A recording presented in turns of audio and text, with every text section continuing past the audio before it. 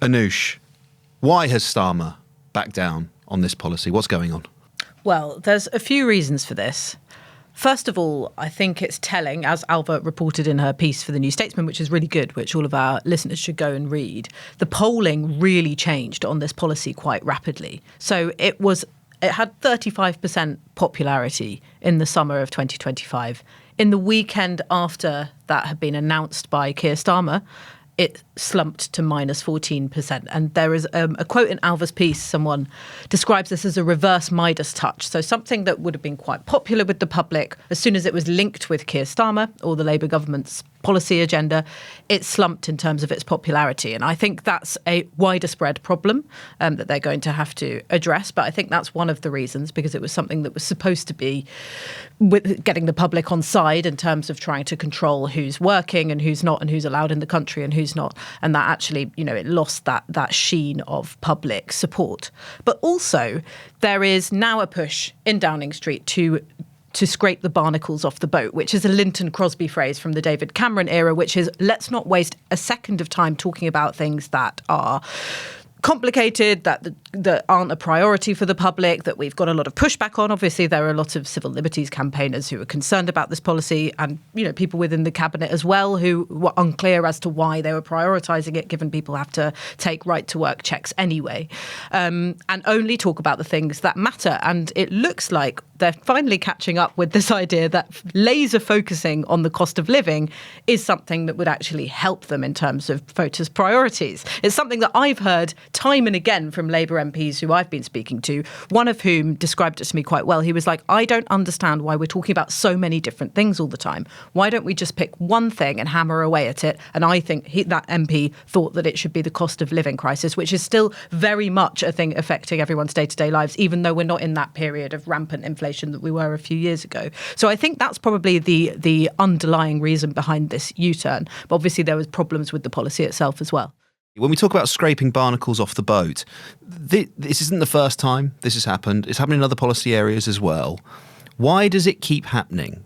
Are we sort of with hindsight going, oh yeah, do you know what, we're ruthless with our communications strategy, we're really honing things in? Or is this a sort of degree of, I guess you could call it a lack of professionalism within the Labour Party? We have this policy, we back it for a few months, and then we say, do you know what, actually we're not going to do it. Well, the weird thing with this one was that they never really backed it. It was a strange one where we had a few months over last summer where it was signalled quite clearly that this is something that Keir Starmer might introduce, that there were people around him who were pushing it. Obviously, the Tony Blair Institute has been very, very big in pushing this idea, and slowly people inside government were coming round.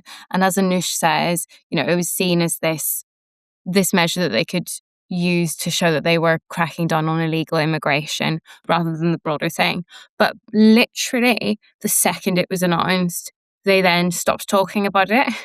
And so Keir Starmer did one speech, and relevant cabinet ministers had to defend it on the broadcast round for a day or two.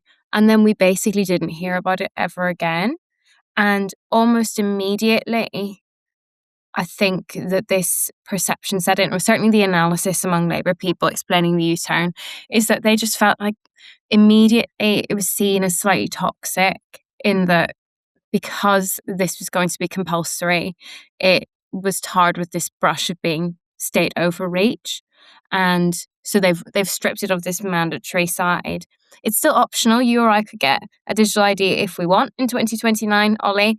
But on the barnacles off the boat strategy, which I included in my piece, I think that that's perhaps a bit of clever reverse engineering from Number 10, because obviously they don't really have a barnacles off the boat strategy in that they are only talking about the cost of living. They have, when things have arisen, they have done punchy things in other areas, like, for example, on Grok and AI producing intimate images of women and children. They have very happily talked about other things and owned that when they've felt the need to. Like, you're never going to have a government that can't talk about anything, or a government that doesn't have policies on other things just because it has a focus on the cost of living. I think the idea of a barnacles off the boat strategy was suggested to Number 10, and they thought, oh, that's a that's actually quite a helpful framing. And it's been adopted, and we were all, myself included, using that framing last night. But I'm not sure if that's necessarily the thinking behind it. I think that they would have ideally liked to never announce this and hope that no one ever noticed that it was slowly not becoming compulsory, and they wouldn't have had this U-turn moment.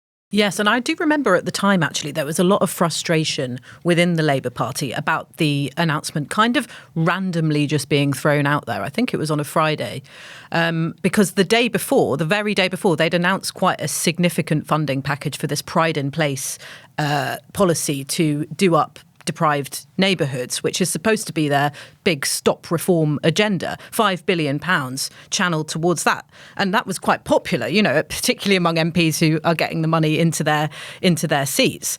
And this completely sort of pulled the focus away from that, which is probably more, along the cost of living agenda, if you want to talk about government in terms of changing people's day-to-day lives for the better, probably, strikes on that cost of living agenda more than something like digital IDs would. So I think there was frustration there. And also it was a symbol of this wider communications problem that Downing Street has, which is they'll announce one thing and then they'll, suddenly announce something else that puts them into a more difficult position. So I remember it was the first day of the 30 hours of free childcare, not their policy, granted, but it was something that they could have owned, something that changed lots of families' lives overnight in terms of the cost of living.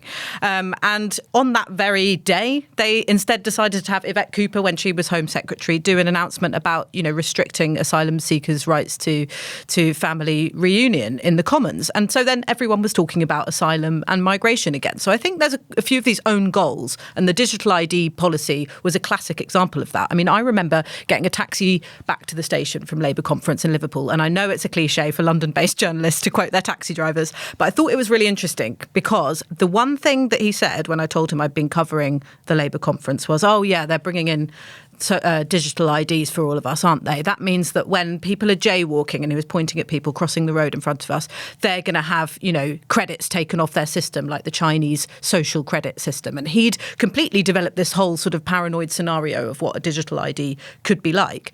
And I thought it was interesting that had filtered through rather than anything else that was talked about at the conference. So I think they've sort of been slow to realise that this is a policy that actually sort of both distracts from what the agenda should be, but it also sort of feeds into this idea that the state is somehow overreaching and there's kind of a paranoid fear that you might be arrested for what you tweet, etc., etc. Ailbhe, Anoosh touched on it there in her last answer about the frustration amongst some Labour MPs. I mean, back in September, how did the policy go down with the party, and how has this reversal of position been received by the broader PLP?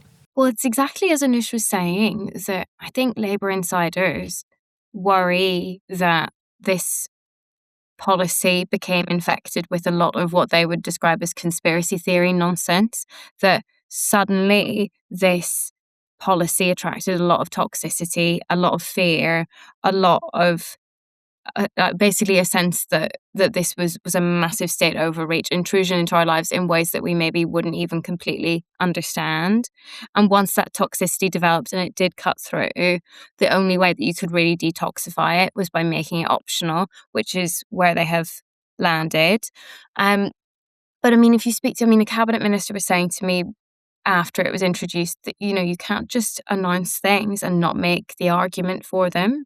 You have to bring people with you. So I think some people in the party think that they could have done this and made a case for it and it could have been good. But the oddness that Anoosh describes of Keir Starmer popping up the Friday right before Labour Party conference to announce this, and then we never really heard about it again, made it a really difficult sell. I mean, I think it's worth seeing it in the context of the sort of the really, really disastrous period that Keir Starmer had towards the end of last summer and September, when he was entering phase 2 of his government. They were trying to do a reset. He was trying to begin the new academic year sort of on the front foot. And everything just immediately crashed and burned. They had this reshuffle. They had a reset inside Number 10. They were planning these policy announcements. Digital ID was one of them. And really nothing from that time went well. Phase 2 just became an internal joke in the Labour Party. And digital ID had been pitched to Labour people as, one of the ways that Keir Starmer could show that he was serious on illegal immigration. And it was originally planned to be in his conference speech. And the reason it was sort of in that weird separate speech was because they decided that they wanted his argument in his conference speech, taking on reform, to be the only thing that caught the news headlines. So his conference speech had no policies in it, only ideas. And it did get loads of headlines, and they gave digital ID its own thing and then stopped talking about it. Anoosh, can I sort of present a counterpoint to this? I have no doubt that there has been a degree of sort of comms failure, if you like, around this policy in particular. But I feel like we should say this is a pattern of behaviour now. Right, it's not just kind of forthrightly announcing a policy and then reversing on it, but kind of expending what little political capital the Labour Party has, sending out cabinet ministers, other MPs, broadcast studios up and down the land, having to defend these positions, to then sort of work back on them after quite often having a fight, picking a fight with a vested interest group, campaigners, like stakeholders, whoever it is, expending the political capital that the Labour Party has, only then to march back down the hill. What's driving that? It's more than we've listened to the alternate view and we've changed our minds on this. The inquiries come back and we're going to do something different. I think the press is saying this is the 13th occasion now. Yeah. It has to be indicative of something underlying or broader happening in the Labour Party or in Number 10, doesn't it? Yeah, because, on the one hand, U-turns don't necessarily have to be unpopular, because usually the government is moving to a position that is perhaps more common sense or more popular with the public once their policy has sort of collided with reality and they've realised the problems with it. So actually, usually they're not unpopular, and a government that changes its mind does manage to bring the public along with it. I mean, remember George Osborne's omnishambles budget in 2012? Everyone was saying what a disaster it was. The whole thing unravelled. They went on to win a majority in 2015. It doesn't necessarily have to be the thing that breaks a government. But the pattern in Keir Starmer's administration of this happening time and again suggests that there isn't this coherent body at the heart of the project that, that brings all of these policies together. So it seems like they're announcing, as we've just been discussing, random things one after the other. Interest groups, constituents, the general public get frustrated with these policies, and then they have to reverse them because they just don't have the backbone of the project there to keep them upright. You can do unpopular things if you've got, a set of values that underlines those popular things. If you've got a coherent project that hangs it all together, they can't do that, and therefore they can't defend a lot of the things they've been doing. And that means you expend a lot of political capital. So when I go reporting around the country, often people will associate Labour with things like cutting the winter fuel allowance or cutting PIP. And actually, they've reversed they've U-turned on a couple of those policies, but people still think they're going ahead. So actually, they've expended the political capital, but they've not made any of the actual revenue from doing those policies. So I think it is a dangerous way to go about government, but it is a symbol of, the key thing that's wrong with the Starmer project is that there isn't this Starmerism hanging it all together. Ailbhe, I'd like to talk to you about this too, which is that I was looking through the list of the 13 alleged U-turns, and some of them are relatively concrete. Some of them aren't. When I think about, for example, the one that sort of jumped out to me was the grooming gangs inquiry, right? Where the Labour Party's position on this is like, no, we're not going to do it, but Dame Louise Casey's looking into it and we'll follow whatever her recommendation is. She comes back and says, no, actually, I think you should have a national inquiry into this. And so Keir Starmer says, yeah, all right, fair enough. Let's do it.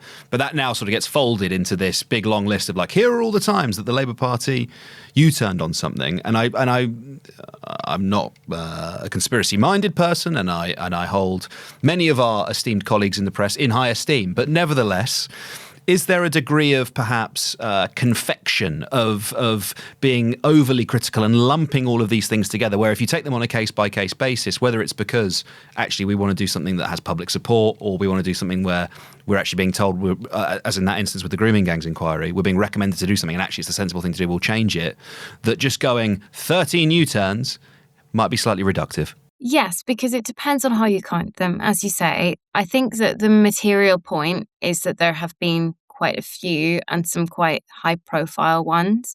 So even if you are actually only really talking about 3 or 4 really significant, clear-cut U-turns, they are all really significant. So winter fuel and welfare are 2 absolutely massive ones. And welfare, for example, that got to the point where the vote was later that day, and they had already reached an agreement with rebels, and yet you had a minister having to stand up in the House of Commons and announce that they were basically ditching the whole thing because they were still on course for a rebellion, which is absolutely extraordinary. So, I mean, I completely agree with you. The 13 U-turns is maybe a bit hyperbolic, but it's actually more the kind of the nature of some of them. I think, as Anoosh says, U-turns are not necessarily a bad thing because you tend to end up in a better position than the one you were in. And I think on this one, Keir Starmer and his team will see the compulsory side of digital ID as a policy from a messy time in 2025, and they want to leave it in 2025. I think some of the bigger tests will be on things like jury trials, where a rebellion seems to be brewing. This is a really important part of the government's plan to clear the backlog in the courts. They talk about it primarily as a way of delivering justice for victims quicker. Justice delayed is justice denied, is their argument. They've done the political work on this, and now they're trying to sell it through the parliamentary party. But there was some really good reporting in The Guardian last night that they're considering moving on that too. And that could be painted as another U-turn. There's also, Keir Starmer made commitments around Hillsborough and a duty of candour on government officials, including the security services, to tell the truth, basically. That's maybe looking like it could be watered down. That's a sort of a debate playing out literally this afternoon, and the MPs who care about this are sort of looking for their update from the government. So there are even more pressing policy things where the government will look very, very weak if it keeps rowing back on really key pillars of its policy programme. According to your cover story this week, over half the cabinet are planning to capitalise on that weakness in the Labour Party and Keir Starmer's government. Not plotting, planning for a leadership contest. To be precise, according to Wes Streeting in this week's cover story, half the cabinet are planning but not plotting, never plotting. Give us the run through. How do events like this reverse ferret on mandatory digital ID? Give me a sense of how they're informing that shadow leadership contest that's sort of playing out at the moment. Well, this is a funny moment where I really don't mean to suggest in the cover story that this is at all imminent. It's more just this is underlying everything that is happening, and Keir Starmer knows it. The point of that anecdote, in which I will leave listeners to go and read themselves. The point of that anecdote is really to just say Keir Starmer absolutely knows that his rivals are circling and are making plans because his chief of staff was literally told so by a cabinet minister. And so he's had a stronger start to the year. And people, Starmer allies say that they think momentum has gone out of Wes Streeting's campaign, for example, and they have this clearer message that we've been talking about on the cost of living. They have a slightly new communications strategy. They feel like the team in number 10 is sort of moving in the right direction. They've got the team that they want. And then, of course, foreign policy means that this is all a little bit more muted because it would feel sort of frivolous for people to be too openly being on manoeuvres while things are really serious abroad. And yet, so many contenders are making plans, and it's not just it's not a gossipy tittle tattle thing. It's more what I wanted to explore in the cover story is the way people are privately giving really serious thought to what Labour needs to do to turn its fortunes around, what it should be doing in government. You know, if you enter government pretty much only once in a generation, you don't want to squander your opportunity. And you face this existential threat from Nigel Farage, which means that most people in the Labour Party just see the stakes as much higher. And so you've got these people, Andy Burnham, Wes Streeting, the soft left in general, influenced by people like Ed Miliband, who are giving really serious thought to economic policy, among other things. And that will continue, and basically that will continue even if a leadership contest never happens. That Labour feels like it's in a really, really difficult spot, and they have to be doing something differently. Anoosh, there's this sort of ticking clock. We've all almost accepted it as fate that in May, on the 7th of May, a series of elections in Scotland, in Wales, local elections around the country, and very definitely in London, that it's crunch time, that's when Keir Starmer will meet his maker and we will find out if he will continue to be the Prime Minister. But it's entirely possible that something like Digital ID or something that we haven't even priced in yet comes along before then and potentially precipitates this. The shadow leadership contest steps out into the light and happens before our eyes. It could happen sooner than we expect, couldn't it? It is possible. Yeah, it could. I mean, all number of things could trip the government up. Ailbhe mentioned, the jury trials changes that are unpopular with many backbenchers and could be an explosive issue, big rebellion. Then we also have changes to how SEND is funded and modelled. We're expecting the school's white paper out this month. That, again, like the welfare rebellion, could be something that really affects Labour MPs and how they vote, because their constituents will be feeding back to them all the time about fears over these issues with very emotive stories, as was the case with the potential cuts to PIP. So there's so many policy-based stumbling blocks ahead of those May elections. The more we talk about how dreadful the May elections are going to be, the more I feel like we're doing Downing Street's job for them, because we're doing their expectations management. So, if the outcome is anything less than disastrous, then it could actually shore up Keir Starmer's position at this point. So, so it doesn't necessarily have to be the elections that change things, but I think that is generally where most of Westminster are still looking towards. Ailbhe, we're coming towards the end of our time. Is there anything you want to add? Any closing remarks before we let you get on to the very important job of holding people in Westminster to account? I guess the one thing I would add, I mean, I would suggest people just go and read the whole piece, because it is one that takes a little bit of nuance, and I've tried very hard to be fair on all the various players and their positions, including Keir Starmer himself. But I guess just my final thought is that pretty much no one within the Labour Party is able to talk about when they think a leadership contest will happen with any sort of neutrality. They all have a vested interest one way or another. So Keir Starmer's allies obviously say, no, I don't think Labour MPs are in the mood for a leadership contest right now. Things are too serious, and they're never going to be organised enough to get rid of a leader, and it would be suicide politically. Then you've got this rump of people in the middle of the Labour Party who say, I don't think that people are in the mood right now, but obviously May will be really, really bad, and maybe then. And they all have an interest in going slower because they support Andy Burnham or Angela Rayner or someone else from the soft left. And Angela Rayner needs time to sort out her tax affairs and make a comeback. And Andy Burnham needs to get into Parliament. And then you sometimes see these MPs who say, I think we need to move fast in the next 2 weeks. It's either January or it's May, and it should be January. And you think, well, you're obviously a Wes Streeting person because he's ready to go.